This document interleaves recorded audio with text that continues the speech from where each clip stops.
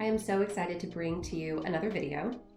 I'm a bit delayed in my February videos, but I promised you 2 videos per month this year, and I'm barely scraping by for this February.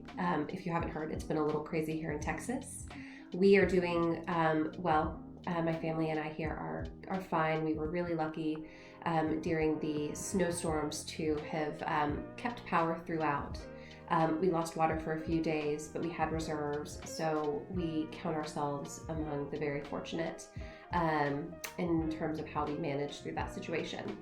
But I'm happy to be doing these videos for you, and you'll see I'm wearing my Betty's hat. We have some new swag that we just got in.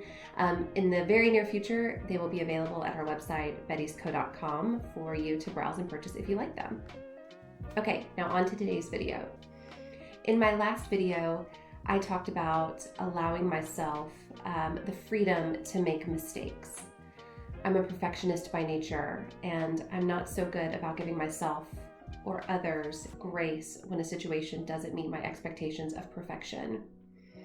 This type of perfectionism can become quite problematic because it can be a real confidence killer.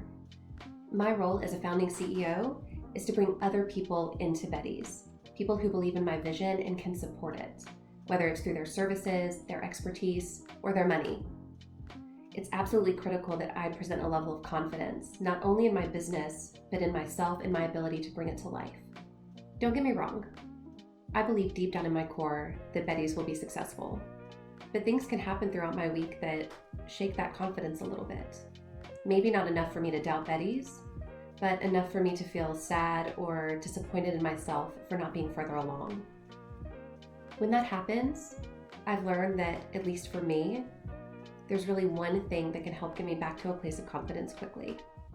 It's my husband. Essentially, it's the person that is closest to you and your business within a broader support system. For you, that might be a dear friend or a mentor or a parent. It might also be a few individuals who each serve different roles within your support system. That said, I do find that it's important if they meet a few criteria. The first is really important. It's that they care about you as a person and they care about your well-being. Second, that they are able to be completely open and honest with you. Next, it's that they bring a different perspective than you do to the challenges that you face. And last but not least, it's that they aren't too close to the situation that their own self-interests cloud their ability to be objective on your behalf. Now, this person isn't supposed to be a constant cheerleader. Sure, there's a place in your support system for the people who are going to cheer you on no matter what. But for true confidence building, you need someone who can look at you and say, hey, I think this situation is going to be really hard to manage. Or, I think you handled that situation poorly, but you're capable of working through it. This isn't going to break you or your business. Here are a couple of specific ways this plays out in conversations between my husband and me. Scenario number 1.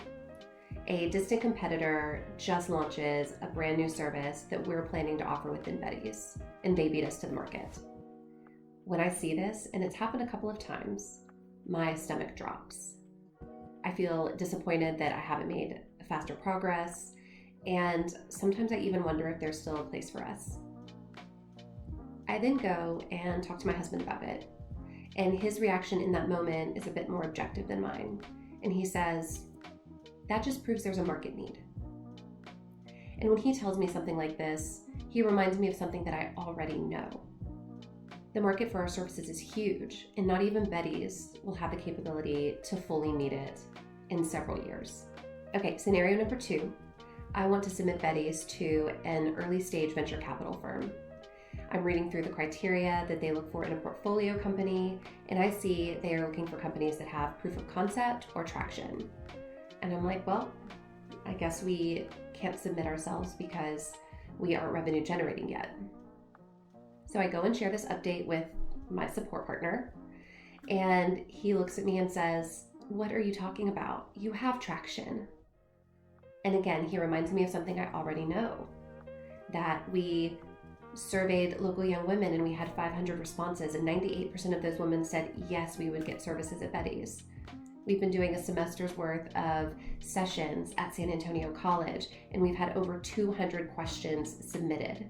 We've launched our social media, and we're starting to get some really good traction there and good responses. We have new followers every day. We've interviewed dozens of women, and they're thrilled about the Betty's concept. So while our traction may not look the same as another company's, I need to keep that level of confidence so that I can present all of the wins that we have achieved so far.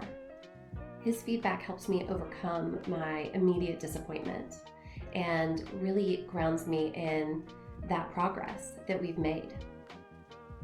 In an honest moment, I've been a bit reticent to talk about this as I've been thinking through what I wanted to share in this video, because I worry a bit that someone watching this might think, well, that's because women are more emotional and a man provides more objective and logical opinion.